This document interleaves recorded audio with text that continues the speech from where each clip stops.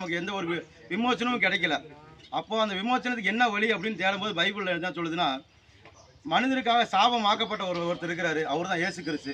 அவருக்கு சிலுவையில் அவர் அறைஞ்சாங்க. அந்த மரத்தில் தூக்கப்பட்ட எவனும் சபிக்கப்பட்டவன் என்று எழுதியிருக்கிறது. அந்த மரத்தில் நமக்காக சிலுவையில் ஆண்டவர் தொங்கினாரு. அந்த நம்ம சாபத்தை நீக்கும்படியாக. இன்னைக்கும் நம்ம முழங்கால் போட்டு இயேசுவே என் பாவத்தையும் என் சாபத்தையும் மன்னிங்கன்னு சொல்லி ஒருத்தர் கேட்கும்போது அவர் இன்னைக்கும் மன்னிக்க அவர் வல்லமை உள்ளவராக இருக்கிறார். அவருடைய ரத்தம் உயிர் உள்ளதாக இருக்கிறது.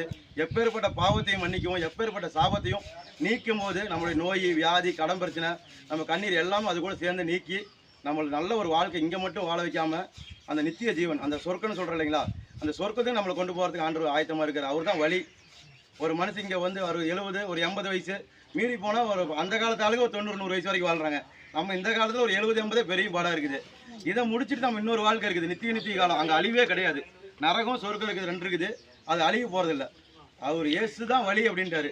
என்னை இல்லாமல் ஒருவனும் அந்த சொர்க்கத்துக்கு வர முடியாதுன்னு பைபிள் எழுதியிருக்காரு. அதனால் அதை பிடிச்சதுனால தான் நாங்கள் உறுதியாக பிடிச்சிக்கிட்டோம்.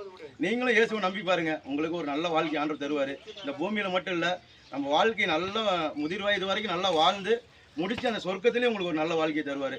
அதை அந்த நற்செய்தி சொல்ல தான் நாங்கள் இங்கே வந்திருக்கிறோம். உங்கள் வாழ்க்கையில் ஒரு நற்செய்தி சொல்ல தான் வந்திருக்கிறோம். வேறு ஏதோ மதம் மாற்றுறதுக்காகவோ ஒரு இதில் சேர்த்துறதுக்காகவோ சர்ச்சில் சேர்த்துறதுக்காகவோ நாங்கள் வரல.